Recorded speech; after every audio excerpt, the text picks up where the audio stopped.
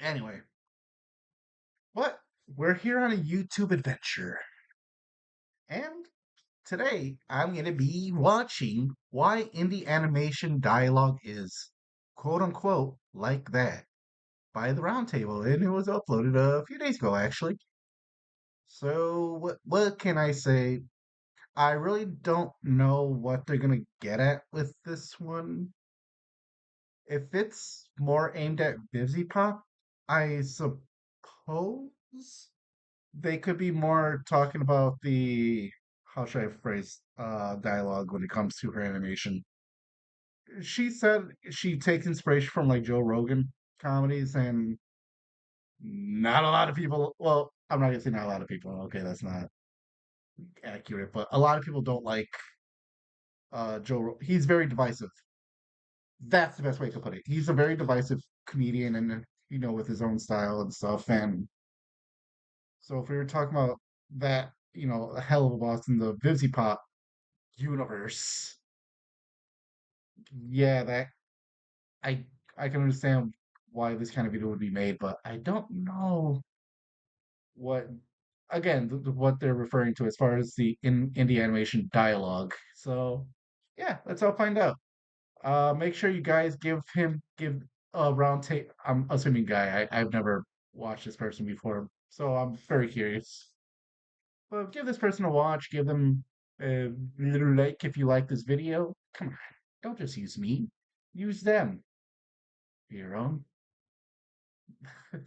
viewing pleasure. I was about to say for your own personal pleasure, and I'm like, wait, no, that's the wrong thing to say. Anyway, let's do this. Let's rock and roll. Why is indie animation dialogue all like that? It's kind of cringe. This is a conversation that I've been seeing all over, yeah, that site. And while I do think it's pretty interesting as people have provided some valuable insight, like all animation discourse, the takes that have gotten the most traction have me staring deadpan at my screen as I think, you're stupid! So instead of wasting my time giving Big Musk what he wants by arguing on the Bird app, I'm gonna hop on my virtual soapbox and share my 2 cents on this topic, while also debunking the pretty loud and wrong take I've seen that more or less amounts. Huh. I actually like this guy's speaking voice. It's very different from a lot of other people. So you know what? He's already starting to get me. The same old cartoons are for babies and animation fans are man-children agenda. Which is only a little true and doesn't apply to me. Right?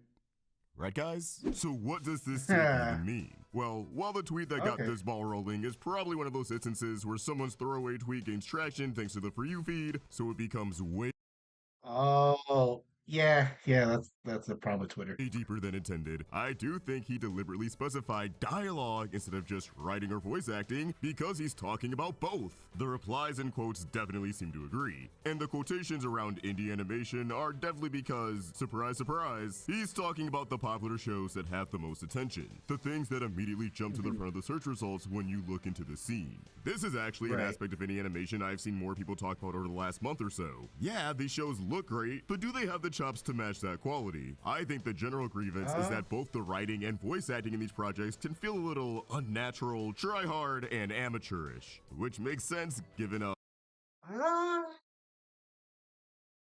I can see that. I think the okay. So as far as any animation goes, and the dialogue, as far as sounding kind of amateurish, I think the one the digital circus had to grow in on its own for the dialogue to kind of flow a little better. And that's kind of a learn as you go kind of situation. And I just kind of how that works. If you watch any first episode of any show, not just animation, but sitcoms and or dramas or whatever, I'm not gonna say it's stilted, but there's definitely a feel of them still figuring out who some of these characters are as they're working on it. Like I said, I guess I'm thinking of digital stories on my head just because the recent episodes and it's just the biggest show right now. But let's but Gaslight District, I reacted to that like way back and I did I guess I wasn't able to vocalize it as much, but yeah, that was kind of an issue I was having with the show where, damn, I love it's the way it looked. I love the style. It looked, the overall plot looks like it was going somewhere interesting, but the dialogue was holding it back for me in a way that I was having trouble verbalizing.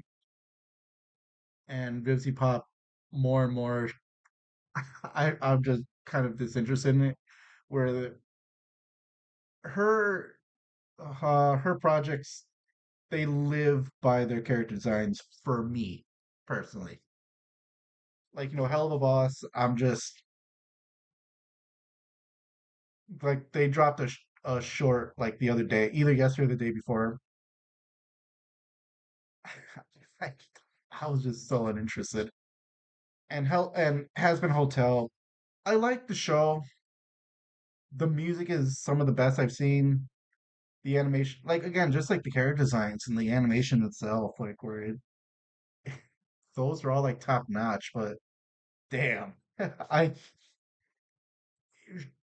writing. Maybe it's because it's also the plot. It just feels so uneven when it comes to Dipsy Pop for me. What are some of the other ones? I know Robert Ross has that video game one, and it doesn't even really have a first episode yet, like a proper pilot. So I really can't comment on that. But yeah, those are some of my thoughts. Let's see. Again, let's just keep seeing where this person goes with it.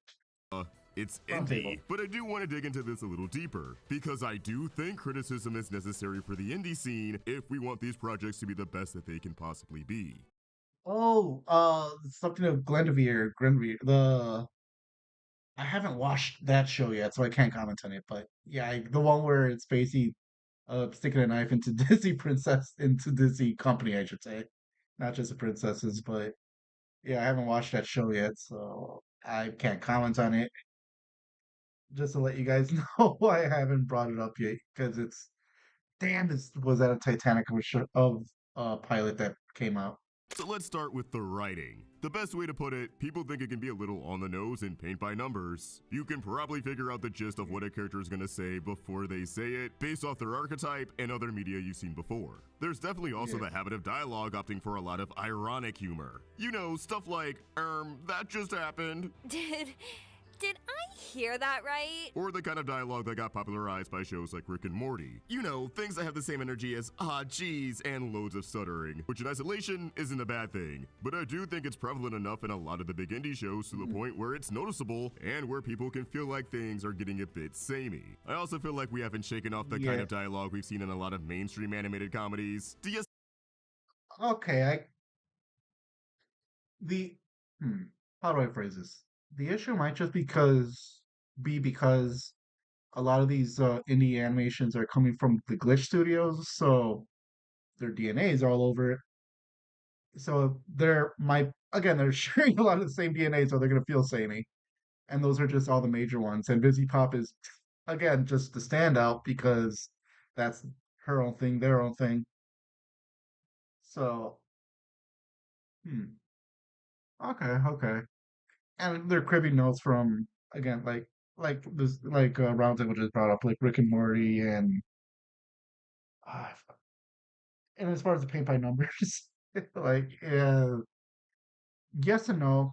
It I don't think that's exactly fair, but there are some episodes that are paint by numbers, and that's that's an entirely different issue for me. escalating situations for the viewer to the point where you really can't let emotion simmer for too long or take things too seriously, even if it's clearly a serious moment for the story. A character begging for their lives, but what they're saying and how they're saying it is clearly supposed to make us laugh. Something I appreciated Mm, about the Knights of Winter pilot is that serious moments are never undercut by that sort of dialogue. They're played pretty oh straight. The only exception might be Gwen screaming when they're in the lower labs, but even that worked because there's actually a purpose to that scream. She was detecting Sir yeah, Arthur, and it's as unsettling as it is funny. But to give an example of what people are talking about, you have moments where the snarky character has to apologize, but does so reluctantly, forcing it out with, I'm sorry for hurting your feelings or whatever. I guess I shouldn't have done that. And then whoever they're apologizing to blushes and is all, apology accepted. And then another comic relief goes, whoa, did Mackie just say sorry? And then the snarky one gets flustered and goes, I didn't. Why don't you get those dirty ears checked? Ever heard of a Q-tip? It's nothing you haven't heard before, you know? Okay, I'm gonna be honest. I don't know what where he's getting that from. That's more, I guess, anime type shit. I guess if that's happening in the indie animation scene, that aspect I haven't really noticed. But as far as archetypes, again, just really playing into the roles and them not having fun, with the characters themselves. Yeah, I could see that being, especially if you're watching more of those shows than I am. And admittedly, I'm watching some of them, like some of the major ones, but even then, I haven't watched all of them. Like I said, like I haven't even seen the Knights of Guinevere. Even if the story and characters themselves are unique. And yes, the amazing digital circus is full of this, but I still love it.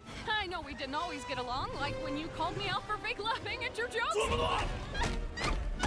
Other things include humor skewing towards the quirky and random side. Swearing might feel jarring, out of nowhere, or excessive, all to prove that this isn't a kid's show, baby. And it might have that obligated serious moment or two that Yeah. juxtaposes the rest of the episode. You are my playthings. Let him cook. And I get joy out of making you suffer. Let him cook now. I'm the one who causes pain for fun. Let him cook. I can also see a lot of indie projects leaning on referential humor, with modern slang and other hip lingo sprinkled in. Which makes sense to me because we're watching these things on the internet, man. And I do think a lot of us growing up on the internet has homogenized the way we speak, which can extend to script writing. And I don't think there's anything wrong with basing your show around internet culture or frequently referencing it, if that's what the show is supposed to be. Even if partially, like Wastelandia, that just means it won't be everyone's cup of tea.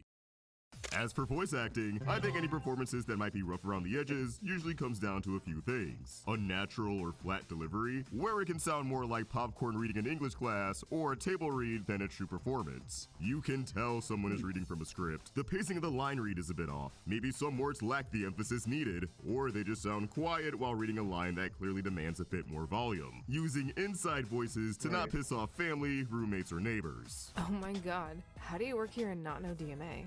It's literally been trending on Twitter for 2 weeks straight. Walls are pretty thin nowadays, y'all. On the other end of the spectrum, you definitely have performances where it feels like a sentence in itself can have the setup of a joke, where the first half is the build-up, talking at a normal pace, while the second half is the punchline, putting more emphasis onto it. Like, why is bro speaking like Ostrich Vox? But the lines aren't actually always jokes. The voice acting can also teeter on the level of 90s anime dub, where you can tell they're capable of pulling off some emotional reads, but it's not all there. It can feel a little stiff or insincere. Gango's piece during the Kane dissertation comes to mind. You discourage us from thinking outside the box and doing things our own way. There's also instances where the delivery doesn't really match the animation, and it can feel flatter as a result, like Andy being carried away by Frankie in the Cog Pilot. Soon, there'll be no place untouched by the light of commerce and amusement-tainment. I don't think this is a case of a bad voice actress, but the animation makes it look like she should be acting her ass off, and the sauce just isn't there. So, what?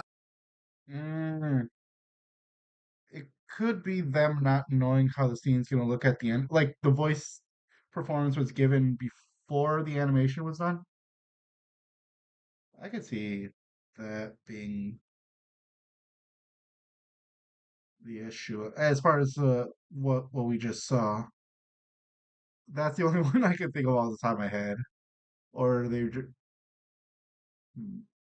could have been a time and money thing. But let's see what it's got to say. Why is it like this? Well, stating the obvious, a lot of indie projects are a lot of people's first real shot at writing a TV show. There's a lot of trial and error. I'd rather have these shows give people a fair shot to have their voices heard in ways that weren't possible before YouTube and the internet, and getting more experience through indie projects is how they can improve. Workshops and classes definitely go a long way and should be taken into consideration, but at the end of the day, experience really does triumph all. I mean, just look at Kane. Alex Roshan has improved so much as a character in only 8 episodes. It's kind kinda crazy. It's like comparing Season 1 Rick to Season 4 Rick. I'm your ringmaster, and I'm here to show you the most jaw-dropping, heart-stopping, mind-bending paraphernalia you've ever laid your eyes upon! Who has time for questions when there's a whole wacky world of hijinks out there? A big thing is also voice directors, guiding your actors into delivering the perfect line read. This is something showrunners of indie productions tend to do themselves because they may not be able to afford voice directors who specializes in pulling some quality work out of the performers. Like, I don't really see people knocking Helva Boss's voice acting, and that's because the cast only has a lot of voice actors with professional experience, but also because Richard Horvitz, the voice of Moxie and iconic roles like Invader Zim, became the voice director as of Season 2. Having someone like him on board makes all the difference. Even though Smiling Friends isn't indie, I also think that's why he's able to pull off both realistic and erratic dialogue so well, because both Zach Hadel and Michael Cusack have tons of experience from years spent making silly cartoons online, along. Right. Yeah, those guys are old school as fuck. God. It is trippy to see people I've grown up watching like from middle school, like even before YouTube, like on fucking Newgrounds, just kind of making it, you know? But no, yeah, voice directing is also like huge though, like as you was talking about. And if you're doing it yourself, it's like, okay, you're kind of learning as you go, and doesn't mean you can't learn how to do it well. You're just not going to get it perfect, like, on your first try. And yeah, experience trumps all. He said it himself. Like, that's a good point. I didn't even think about that. But yeah, they're, even though it's damn near like TV ready quality, they're still amateurs. They're still working out of their basements, out of their homes.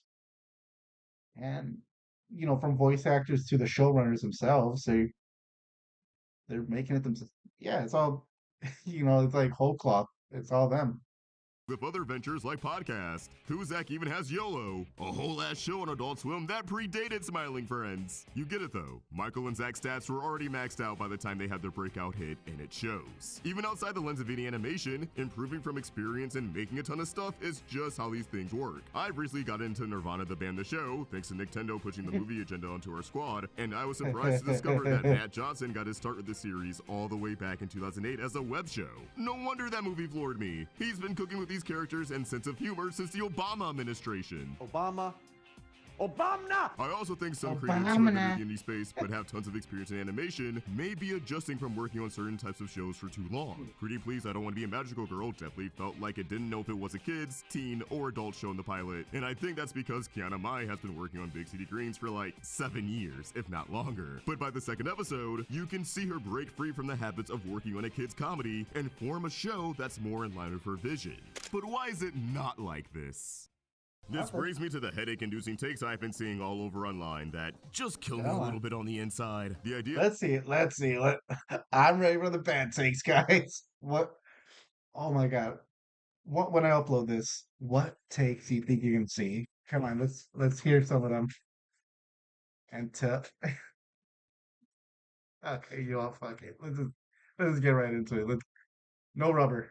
It's all raw. That indie cartoon creators only watch animation. They don't watch things for adults. It just blows my mind because when you look at the big indie shows, you can clearly see other inspirations from non-animated media along with their own real-life experiences. It is a very well-known fact that Digital Circus is based off I Have No Mouth and Must Scream, and fans of Gooseworks have been able to identify that the show has a lot of John Carpenter influences. Catching Up pulls from Mark's experiences in school. Hell of a Boss, Black Hazman Hotel clearly has some Broadway influences, and Vivzy Pop has even stated that a lot of influences come from live action. It's true some animation fans only consume animation. Some people even shared that a lot of their friends in art school only watch animation, which I think is pretty anecdotal. Let's sample the whole student body before saying art students don't watch anything besides animation, because I refuse to believe there's an art school without a single film buff on campus. But I still think a lot of that perception comes from social media and algorithms. It usually locks you into a niche, so cartoon profiles online tend to only post about cartoons, cause anything everything else is gonna get repressed. Like, if you look at my channel and my Twitter, you wouldn't guess that I love going to the movies and seeing new flicks of varying genres, or that the shows that get the most repeat on my TV are Detroiters, Man-Seeking Woman, and Atlanta. I keep up with a lot of TV, and always have, even when I mainly consumed animation as a kid and teenager. There's always been non-animated media that caught my eye. I just don't share it, and I wouldn't be surprised if that was the case for a lot of animation fans. Also, live action shows can have abysmal dialogue too.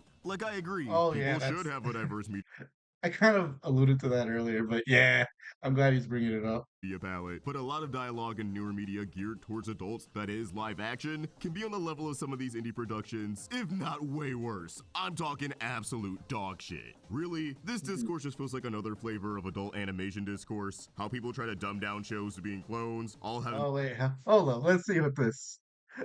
The animated series starter pack. Drugs and alcoholism are comedy gold. With The Simpsons, people act like it's groundbreaking, even if it's totally formulaic and has been done many times before. Excess gross humor and gore to prove it's definitely for adults. If you remember a time before excessive flashbacks, you feel old. Used to be edgy in the past, but now nobody's offended because they're used to the genre. Same hideous animation style. For every goddamn cartoon, you can't tell them apart. Well, that was true for a little bit. That's just kind of part of the course. Huge breakout shows kind of make a lot of imitators, and a lot of those imitators don't last that long. But you still do see a lot of them for, again, that period of time, and that's just that's just what it is. Always has a bad fan base. Every fan base is bad. I've never seen a good one. Main character is a male with behavior problems and or is a total moron. That's an archetype. Actually, every character is a jerk and or moron. I will hear nothing against Archer. You leave them alone. Oh, that's one of my favorite shows. I love Archer. So come up, come up with a new art style already, please.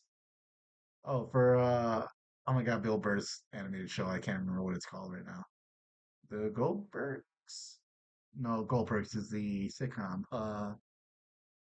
Fuck. Oh, well, just look up Bill Burr animated show. And eyes don't have to be dots. I'm begging you. Yes, they do. Well, okay. The For one, all these shows they're referencing all look vastly different from each other. I don't know what the fuck they're going on about.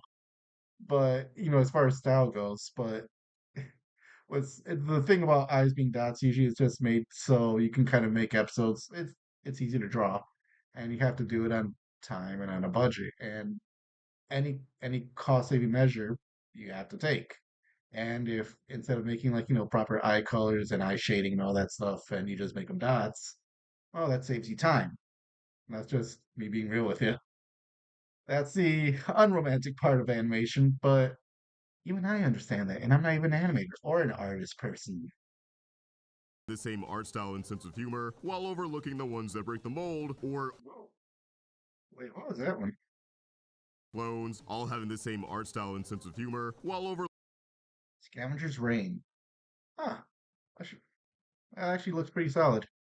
I mean, it looks so different from everything else. It's like, oh my God, a show that I fell in fucking love with was, oh my God, Caution After Use. Oh my God, Mike Judge is on it. Oh, give me 1 second. I have something here. Um, Common Side Effects. Common Side Effects, the show that's on Adult Swim. Dude, pardon me, fuck me. Drop your shit. I'm sorry. Uh, wait, what? What was that? Was it? Okay. God, these chords are fucking sensitive. But yeah, Common Side. I was so obsessed with that show when it came out, and I still love it now. It's- I love it when it's just it's different in an accessible way. in an accessible way. Where like okay, so he digestible. I like the characters enough. He's very naive in a way that's very believable, especially to his character that they built up. I fucking love Common Side Effects, dude. It's one of my favorite shows right now. I don't know if it's gonna get a season three, but or not season three, but I guess a new season. Like I forget what they're on right now, but yeah, I'm hoping for the best. So I don't know where I was going with this, but I guess I'm just giving you a recommendation. Watch Common Side Effects. It's great. Looking the ones that break the mold or aren't the Carol and the End of the World. I know I've heard of this show, but I can't. I guess the last show before, like as far as that wasn't s- that that should have been its own, that should have been bigger, was the Infinity Train, and it was again that was just such a unique idea, and the fact that it got cut before the vision got, you see the entire vision and the whole story gets told was such a fucking shame, man. shows people try to do some as on first glance, yet you're going to be hard pressed to change that narrative by people who never even watched the shows. Still, I thought this was worth yapping about. It buys me some time to finish some big videos I've been working on, and as always, I want to know what you guys think. What's your take on dialogue in indie animation? Oh, Was okay. it something you've never noticed? Is it something you don't really mind? Let us know your thoughts in the comments down below, and keep the conversation going over on Twitter and Instagram at AllSharkVlogs and at Roundtable Vids. And if you enjoyed this video, please sort a like and subscribe to the Roundtable for more great cartoon content. Thank you for watching, and I hope you have an awesome day. Peace! All right, you heard the man. Like and subscribe to him. Yeah.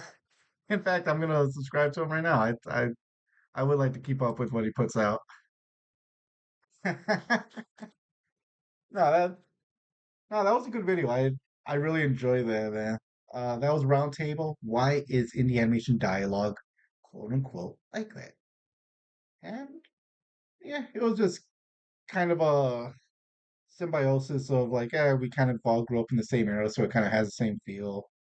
They're art students, so of course it's gonna sound a little like that. And they don't necessarily all sound like that. Like